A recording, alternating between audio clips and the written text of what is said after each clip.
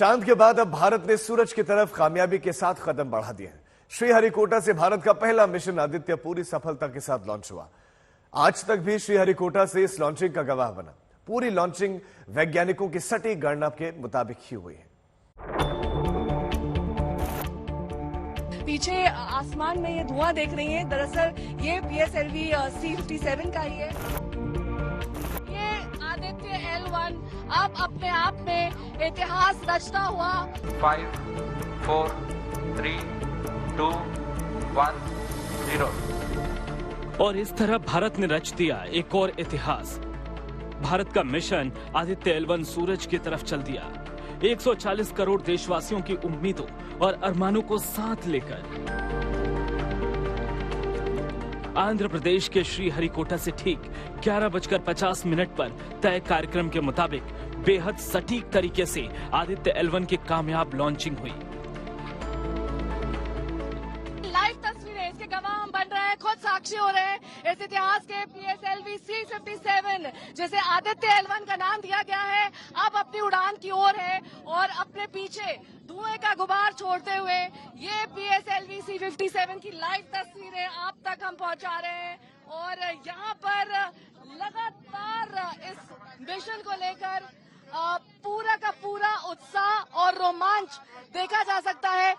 पहली बार इस तरह का सोलर मिशन भारत में इतिहास रच रहा है। दुनिया भर के सोलर ऑर्बिट्स आपने देखे होंगे, लेकिन ये आदित्य L1 अब अपने आप में इतिहास रचता हुआ और खुद हम इस पल के गवाह बने। अंतरिक्ष में भारत की नई उड़ान, आदित्य L1 की कामयाब लॉन्चिंग, सूरज का हर चाल जानने चला भारत, इसरो की धार अब सूर्य नमस्कार। PSLV C-57 का सफल इसरो फिर भरोसे पर खरा उतरा और आदित्य L1 ठीक उसी ट्रेजेक्ट्री यानी सफर की लाइन पर आगे बढ़ा जो वैज्ञानिकों ने तय की थी। एक के बाद एक आदित्य L1 सफर के चरण पार करता रहा और इसरो के प्रमुख सोमनाथ समेत सारे वैज्ञानिक आदित्य L1 के पूरे मोमेंट पर नजर बनाए रहे। हर सेकंड के साथ इसरो वैज्ञानिक हर अपडेट देते रहे और उधर आदित्य L1 सफर पर आगे बढ़ता रहा। शुरुआत के 2-3 चरणों तक इसरो के वैज्ञानिकों के चेहरे पर बेचैनी दिखी, क्योंकि शुरुआती चरणों का कामयाब होना काफी अहम था। लेकिन हर मिनट के साथ ये बेचैनी घटती गई और कामयाबी का भरोसा बढ़ता गया। 3 स्टेजेस यानी कि स्टेज 1, स्टेज 2, स्टेज 3 क्रॉस हो चुकी है।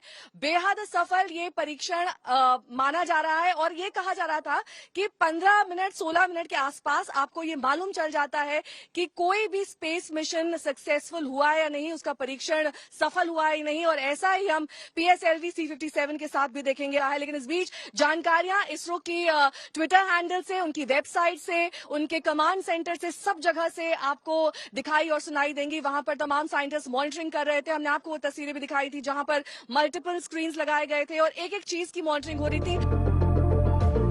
और देखते ही देखते आदित्य L1 ने चौथा चरण भी पार कर लिया, वो चरण जो सबसे अहम था। इसके बाद वैज्ञानिकों ने करीब 28 मिनट के बाद राहत की सांस ली।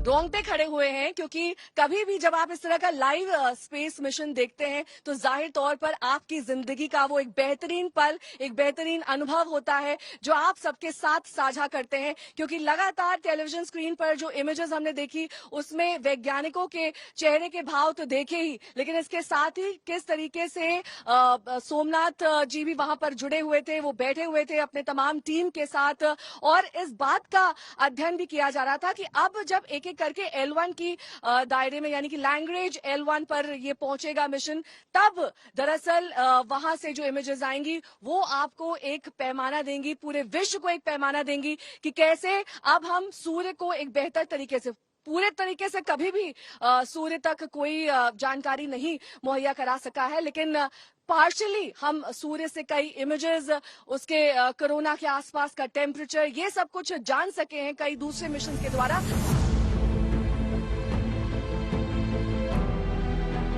4 महीने बाद आदित्य L1 अपनी मंजिल पर होगा।